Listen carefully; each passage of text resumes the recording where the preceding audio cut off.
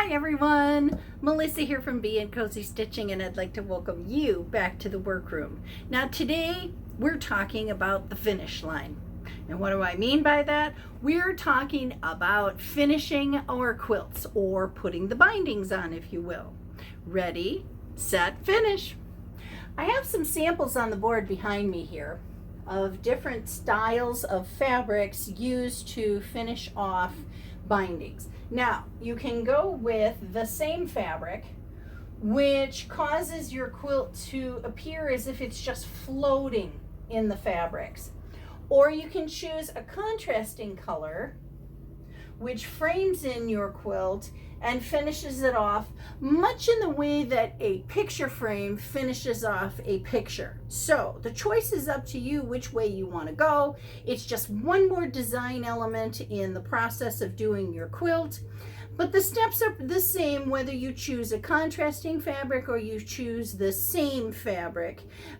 The process is always going to be the same for a very simple binding. Now they can get more complicated from here. There can be shapes where you need bias bindings, and we'll touch on some of those later on. But for right now, currently, we're just going to go ahead and discuss how to apply a simple binding. We had a question asked from one of our viewers, and I'd really like to touch on that because this is a basic, simple skill that everyone needs to know how to do in order to finish or complete their quilts. So with that said, I'll give you one last look at the samples I have up on the board here so you can see the two different types of binding finishes that we have. You can either use same colored fabric or contrasting fabrics to create that picture frame that we talked about, kind of like framing art.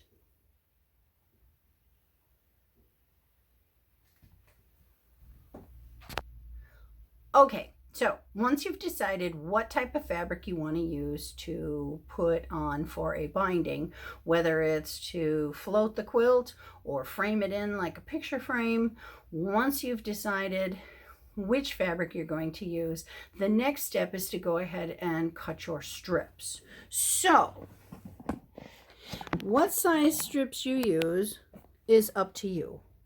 I like personally for my strips to be cut 2 1/4 inch. I like them full. I don't like them floppy. I feel with a 2 1/2 inch binding, they get to be a little floppy, and I don't want to go to the extra steps to cut extra batting around the quilt to make sure that it's a full batting. I don't mind if my binding is smaller, as long as it's nice and full and it's finished off beautifully. I'm good with that.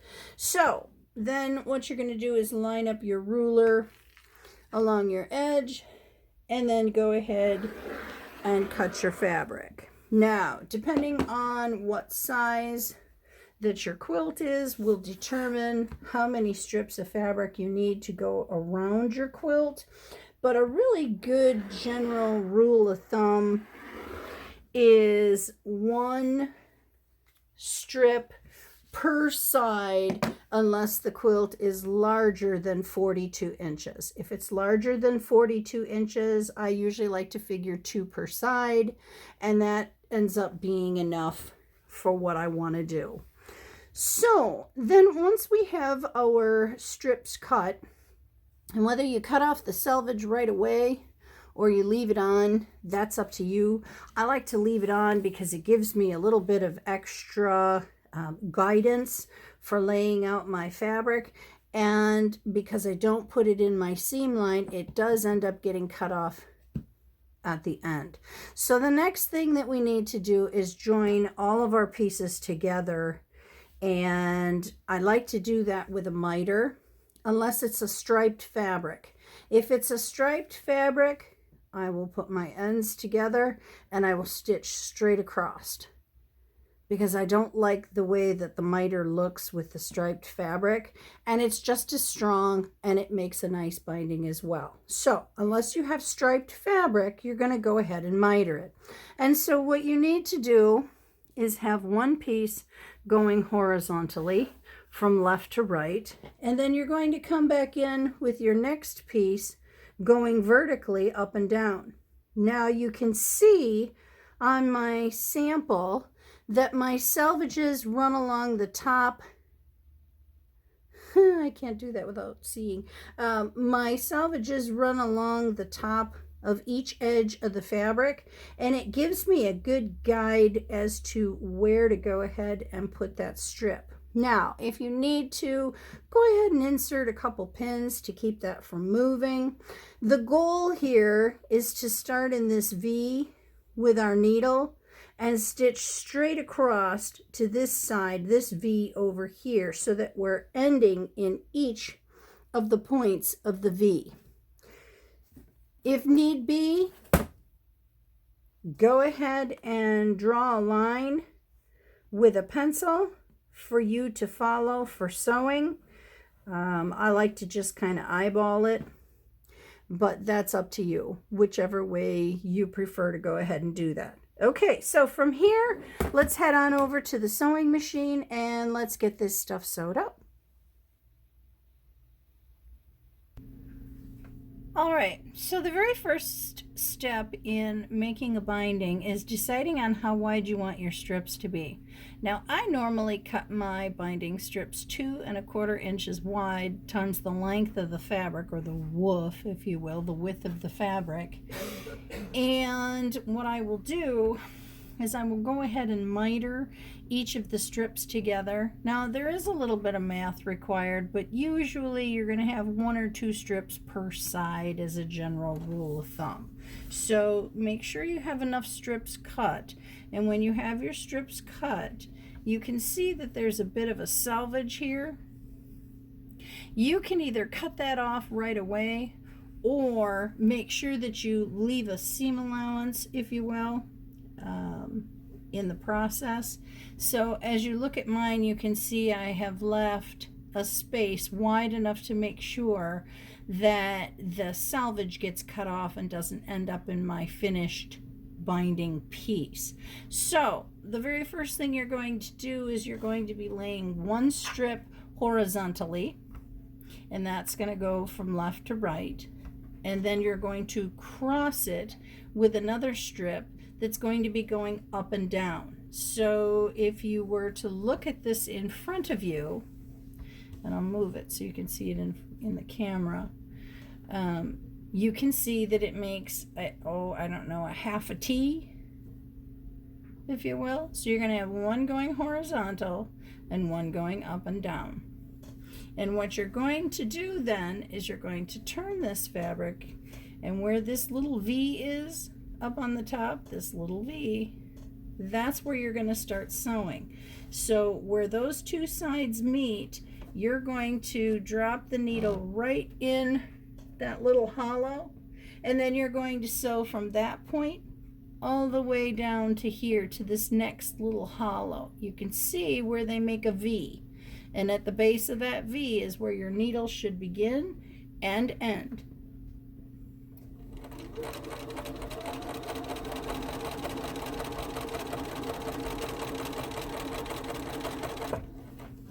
So that when you're done, you end up with a piece that looks like this. You've got your seam going from one corner to the next, and you have this excess up here. Don't worry about that. We're going to cut that off. What you want to make sure is, if you're folding this up, that you're going to have one continuous long piece of fabric all straight in a row. If it turns off in a different direction, then you know you have it wrong. You've sewn the wrong angle. So again, you're going to start at the V, you're going to end at the V, and you're going to sew a diagonal line right straight across. Now, if it's easier for you, take a pencil, mark that line, and then just stitch on that line. But I think you should be pretty good with that because it's a really short area.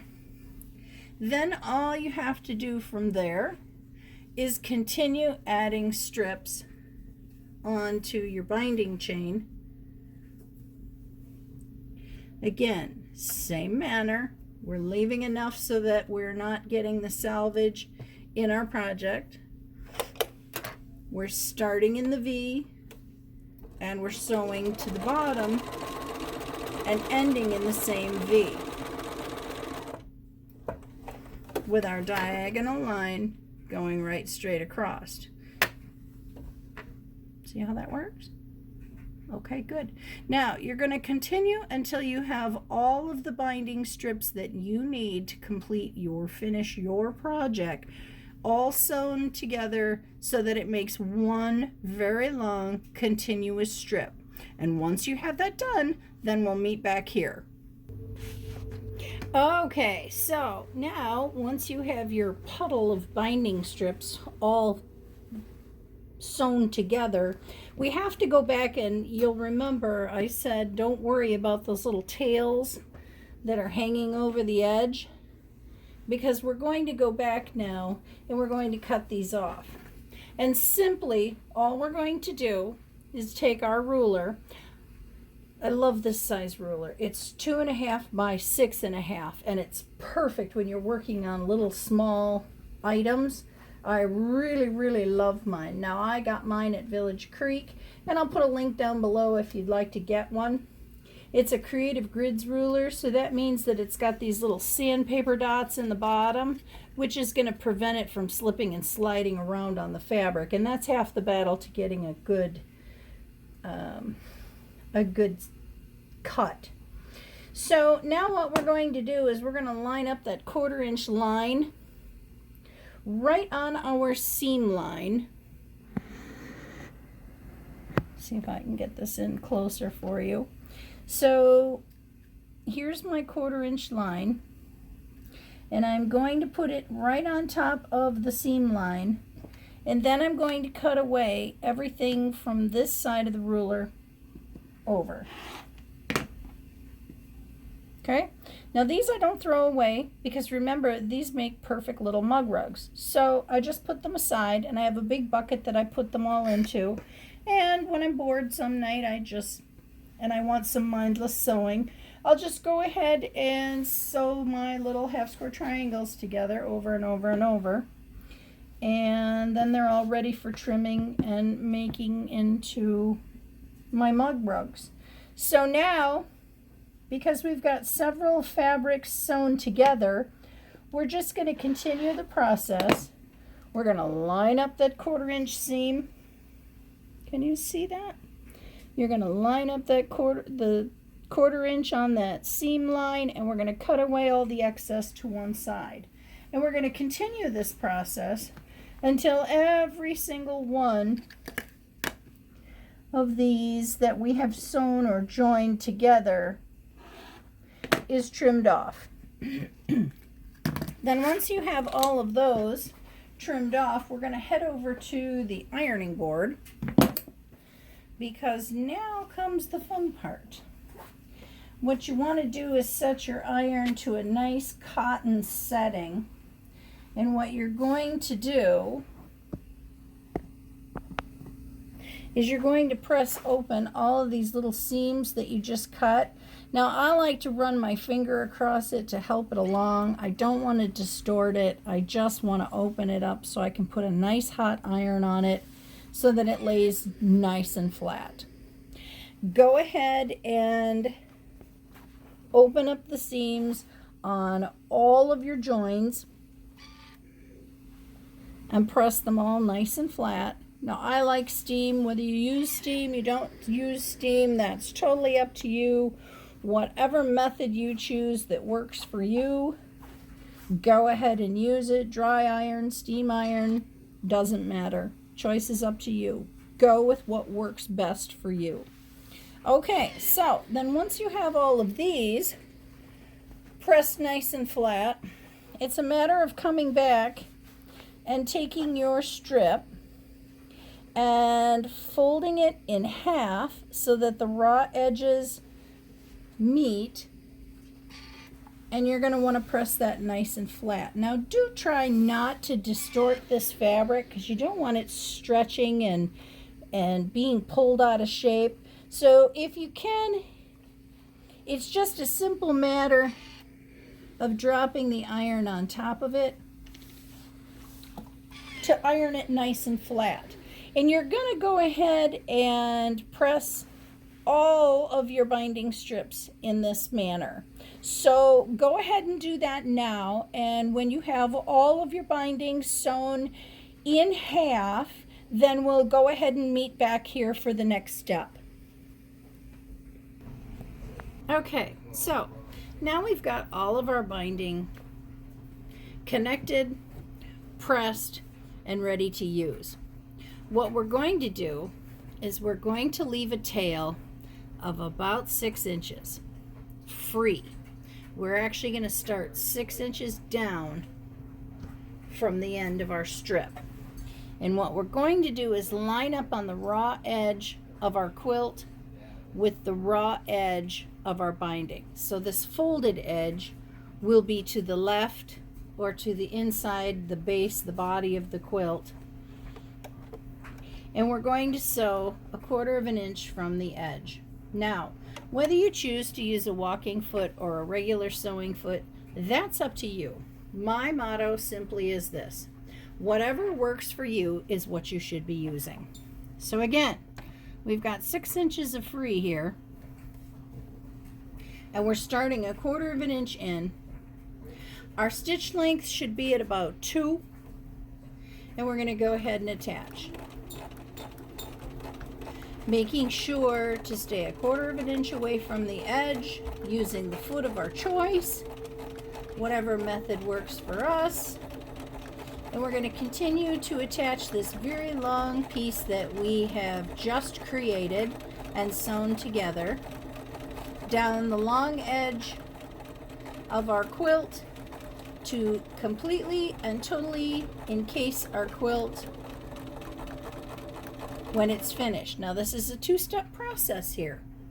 So the first step in the process is to attach the binding, and I am attaching it from the front of the quilt.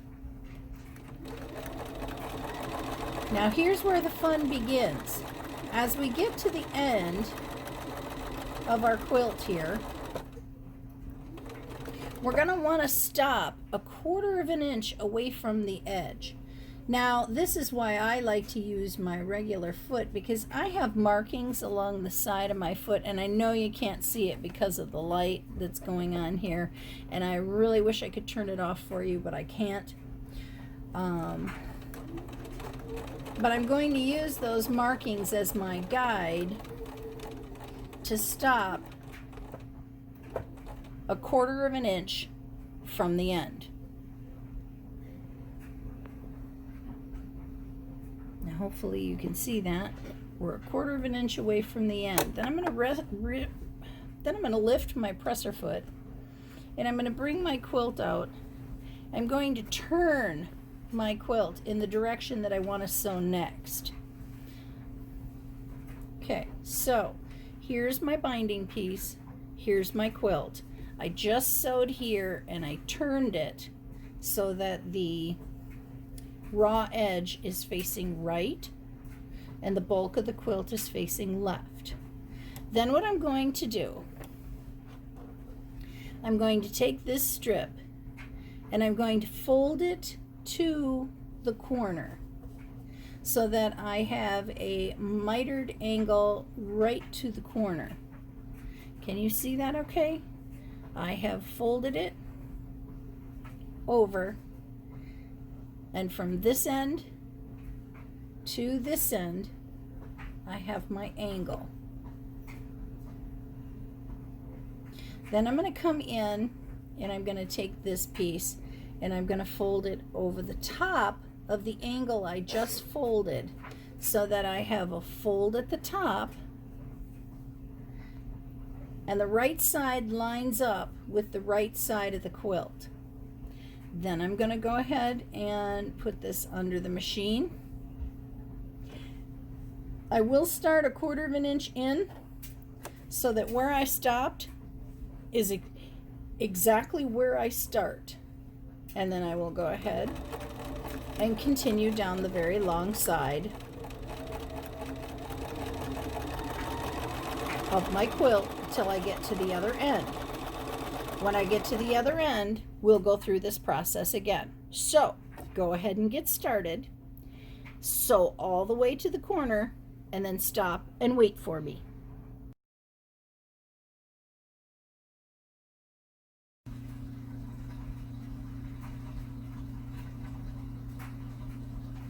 Okay, so you've made it all the way down to the end of your next side. And what you're going to do again is continue forward until you reach 1/4 of an inch from the end of your quilt. Okay, can you see that okay? I'm not quite sure that you can. Here is my quilt, here is my foot, and I am 1/4 of an inch from the edge. And again, we're going to go ahead and lift our presser foot and turn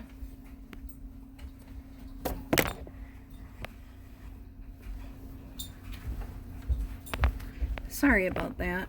I wanted you to get in close, but unfortunately it doesn't make it very easy to turn this without a little bit of a wobble. Okay, so now we're going to fold back so that we are, I think it's a 45-degree angle, but don't quote me on that. Math was never my strong suit. But we're going to fold this fabric back so that we have an angle from here all the way to the corner, and it makes a straight line. Then we're going to go ahead and bring the strip down over the top of what we just folded in half or at an angle, and then we're going to bring it down, fold it right over the top,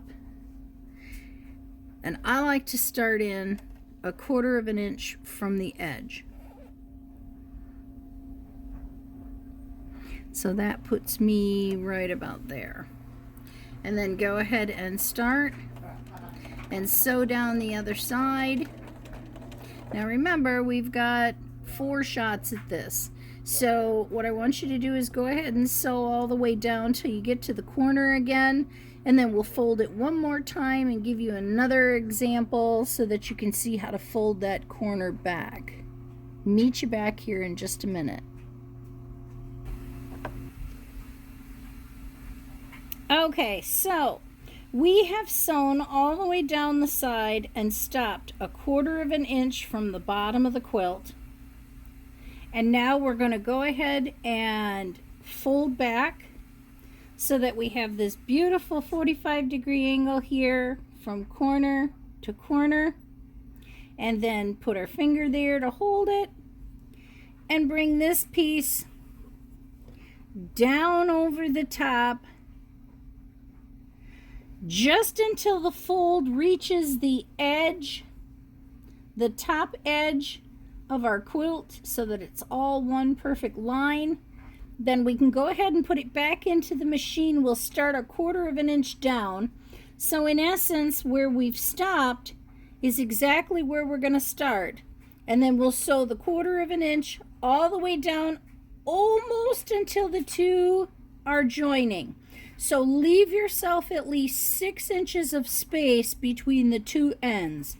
So go ahead and sew this last side. Stop when you're about 6 inches from the other piece, and then I'll show you how to connect those two with a mitered corner, and how to go ahead and finish attaching the quilt to our quilt top. So go ahead and sew that side, and I'll meet you right back here in just a minute. Okay, so we're down to the 4th side. We've got one end here, and we've got one end here. Now, we need to be able to join the two of these strips so that we can continue to sew our 1/4 inch seam all the way down and have everything safe and secure. And I like to use a little tool to help me do this, because I don't have to think about it, and it's perfect every single time. So what you need to do first is lay your binding piece nice and flat. Now this is the bottom one, the one you want to connect to. You're going to lay it on the bottom. You're going to lay the raw edges together on the side, and you're going to have it nice and straight and nice and flat along that edge. Then the tool I'm talking about is the Fons and Porter binding tool. It is the greatest little thing that I have ever discovered in my lifetime. And I will go ahead and put a link down below to Village Creek, which is where I got mine. And you can get yours as well. You can also get it on Amazon, and you can also probably find it in your local quilt store. If not, you need to tell them about it, have them watch this video. They really need to carry this tool. It is amazing. Now, there is an arrow that points in, and it points into the different sized bindings. So you need to know, how wide did you cut your binding? Well, we cut our binding 2 1/4 inches wide. So what we're going to do is we're going to lay the tool on our nice, flat, even side. And then we're going to bring the other piece over the top. Again, we want to make sure it's nice and flat all the way across. Now, what we're going to do is come across here, and this is kind of hard to do with the camera, but I need you to be able to see this. On the 2 1/4 inch line, we're going to go ahead and cut our binding strip.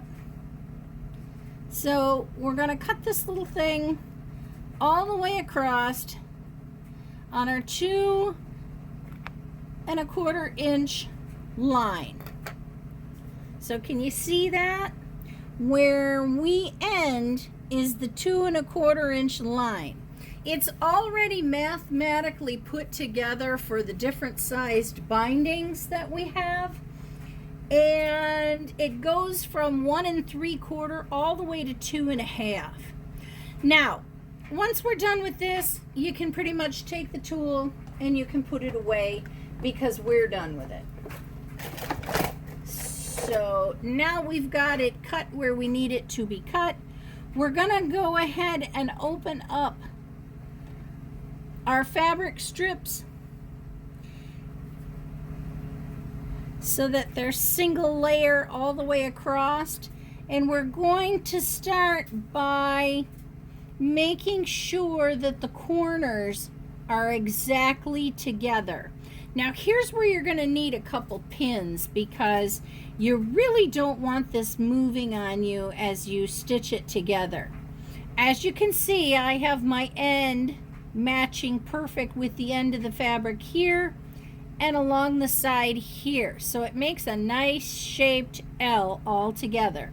So all I've done is I've opened up my strip coming down, so it's nice and flat. It's not folded in half, it's open, and I've opened my strip going across. And just like when we mitered before, we have one going horizontally from left to right, and we have one going vertically from top to bottom. And remember, it makes kind of that funky little half T thing that we've got going on. We've lined up the top edge and we've lined up the side edge so that they lay together evenly. Then just go ahead and put a pin in the top and a pin in the bottom, because you don't want either one of those sides moving on you. Now, once you have this piece pinned together, you're going to start by sewing in this corner right up here. This corner right up here. Okay? So we start right up here in that corner, and we sew all the way down till we get to this corner down here. I'm hoping you can see with my big fingers in the way.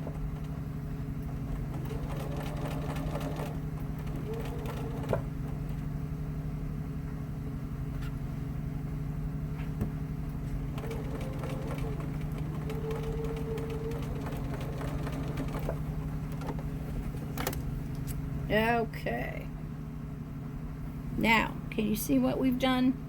We've sewn from this corner to this corner. And we know we have it right because when we pull it back, our angle allows us to go in one direction all the way. And as you can see, it's going to line up perfectly. And it's going to lay nice and smooth and nice and straight. So then all we need to do is cut away our excess.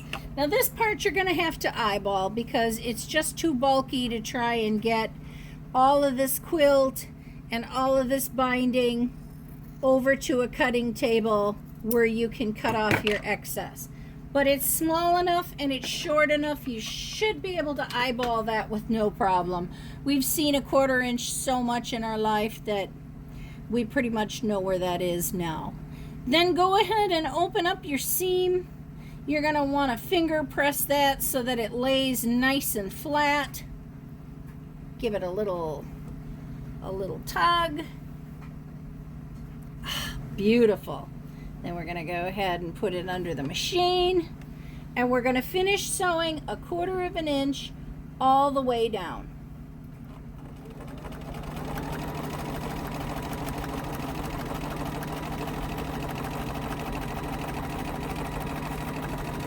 And when we get to the bottom, we're just going to join one side with the other. Seamlessly, effortlessly,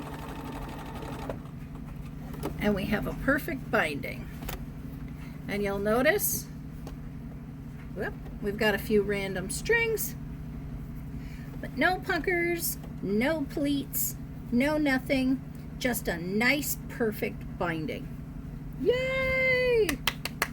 Okay, from here, there's a couple different ways to finish this. It'll take me just a minute to go ahead and get this set up so that I can show you how to finish this.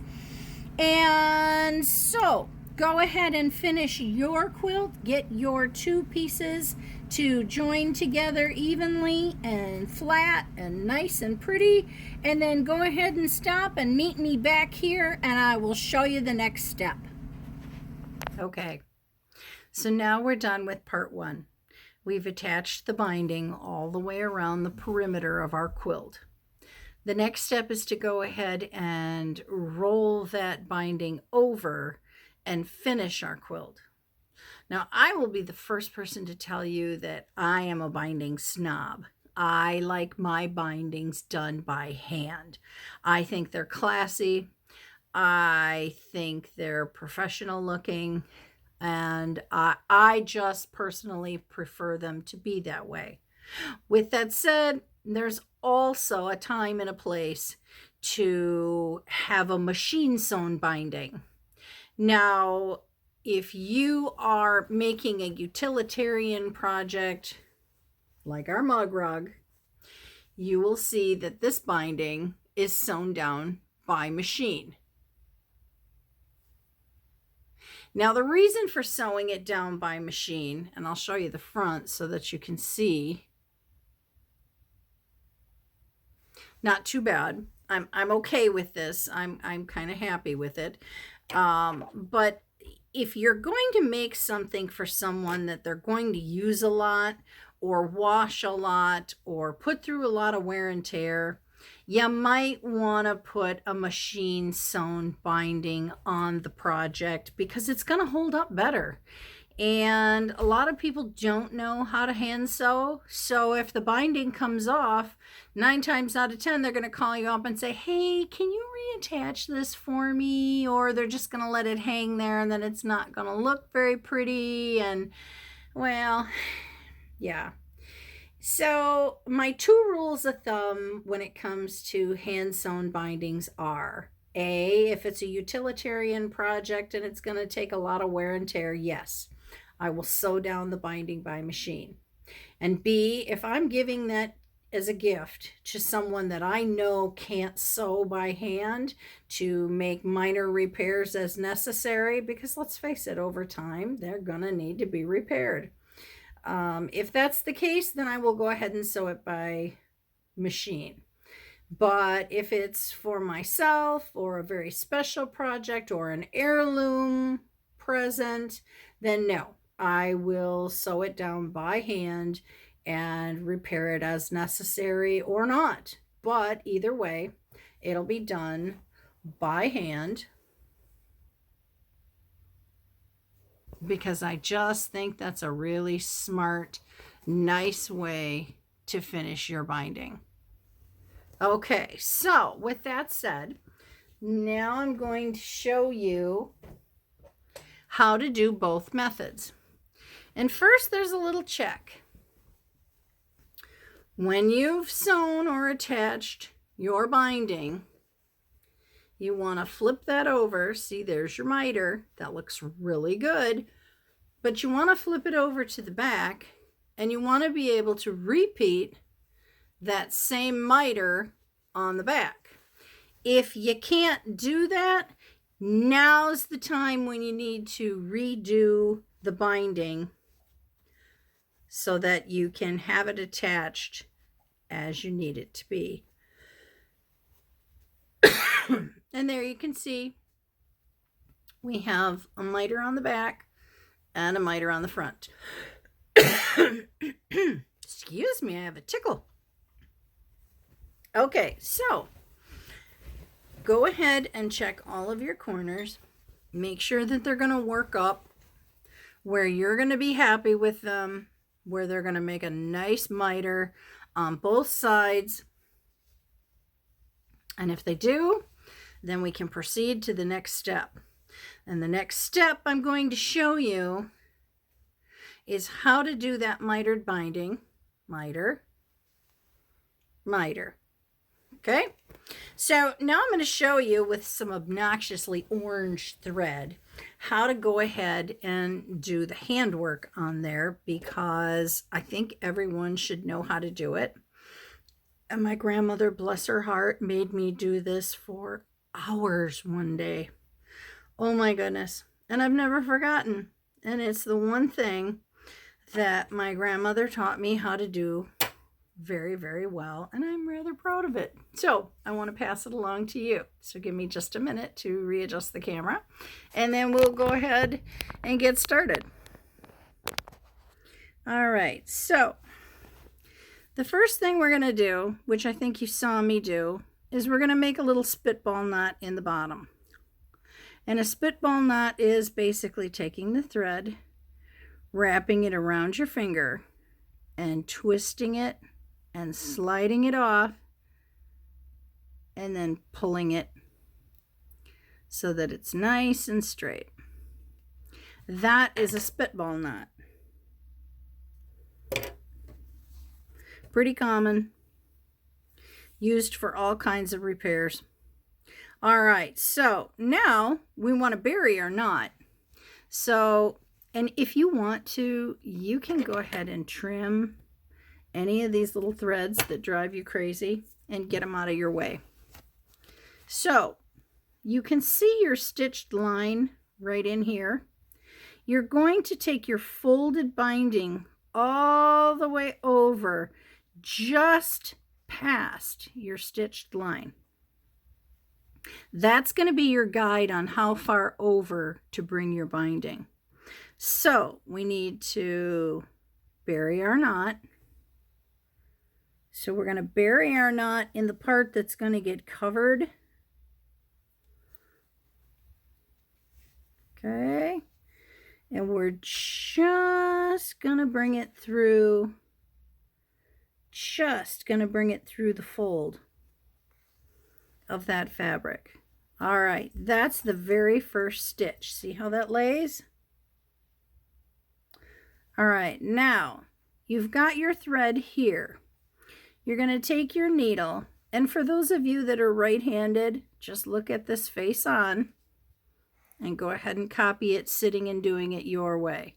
But you're going to take your needle underneath the fold and take your bite, and you're going to come just through the fold of your fabric. Now, it's a good idea when you're doing a binding to have your stitches 1/4 of an inch or less, Because remember, this is the part of the quilt that takes the most abuse.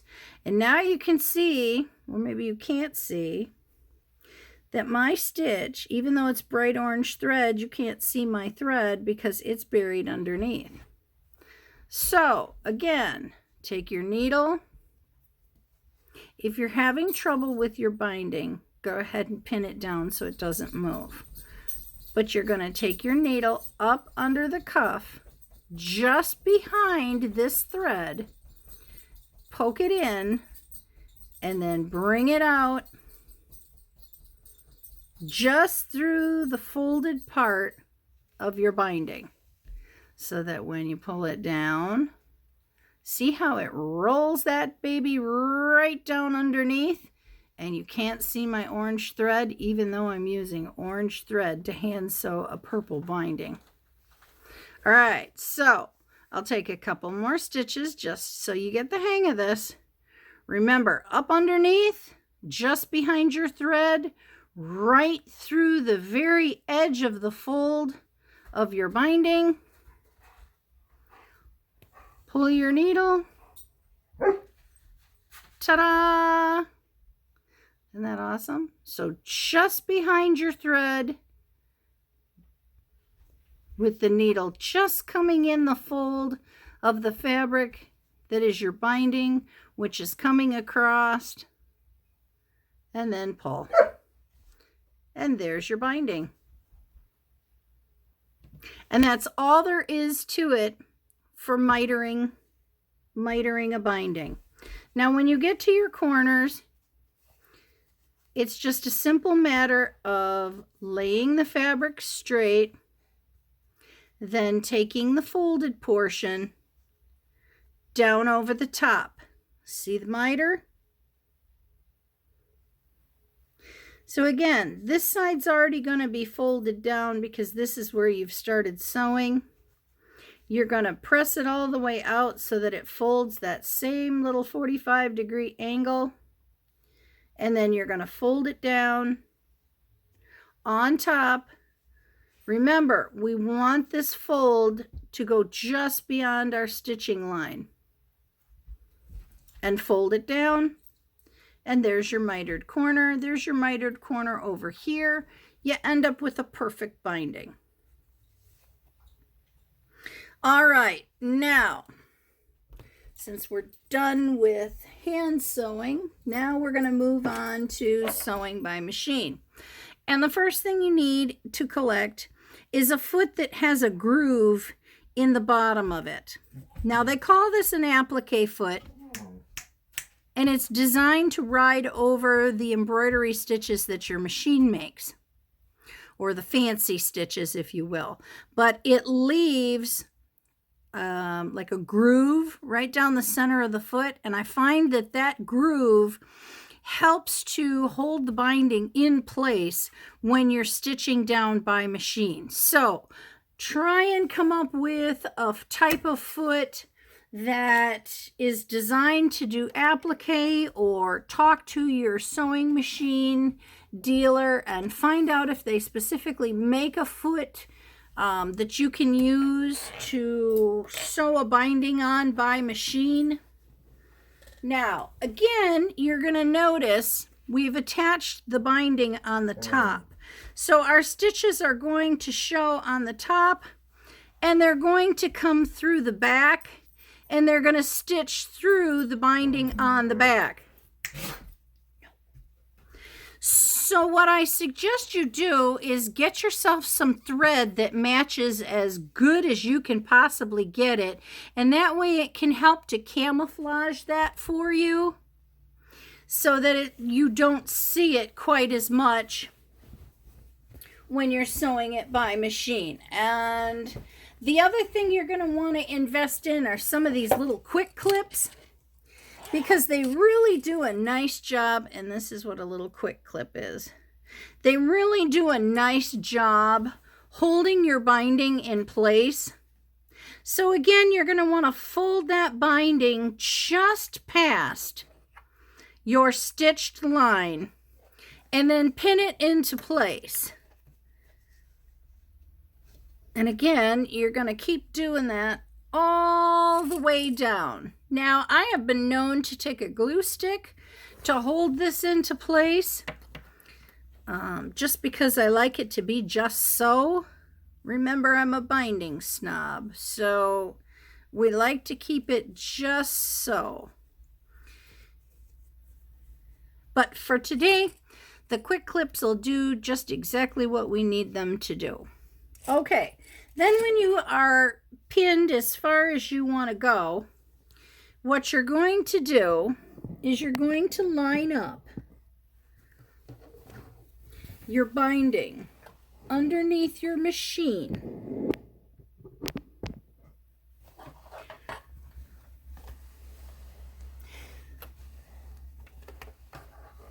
And what you're going to want to do, and I'm hoping you can see this with that light, it makes it really hard for you to see stuff.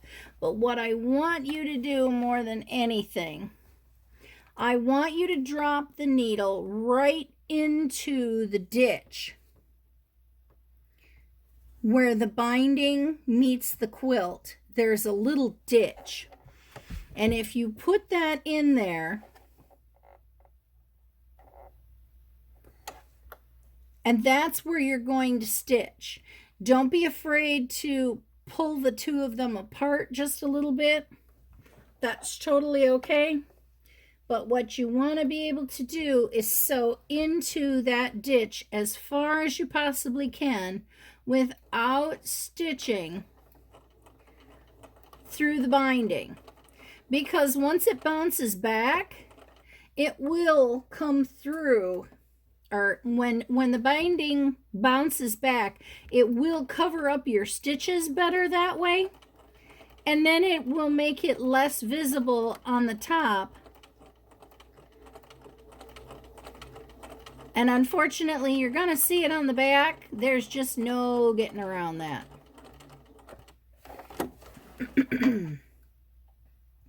But if you do it right and you stitch in the ditch, you end up landing right on the edge. I don't know if you can see that. You land right on the edge. And it makes a nice finish. Maybe you can see my sample better than you can see there. Hopefully that's a better. But you can see that there is a little bit of a lip there. Don't worry about it. There's nothing you can do about it. It does lay nice and flat. And as you can see when you're on the top, if you're in this ditch way, way, way in here, this will puff back up.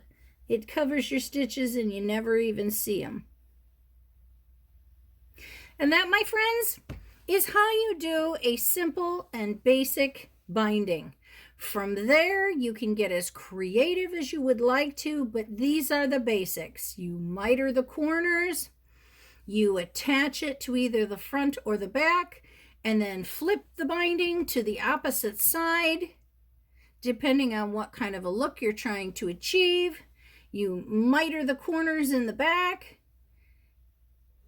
have your thread match your fabric so that it's less visible, and you're good to go. And I hope that this tutorial has helped you. I hope you'll be able to put on some bindings. I hope it's answered some of the questions you may have. If you have more questions, please don't be afraid to leave a comment down below. I'm more than happy to help with whatever questions that you have. Thank you so much for joining me today. If you like this video, please hit the like button and don't forget to subscribe so that you can see what we're coming up with next. Thanks again. Bye for now.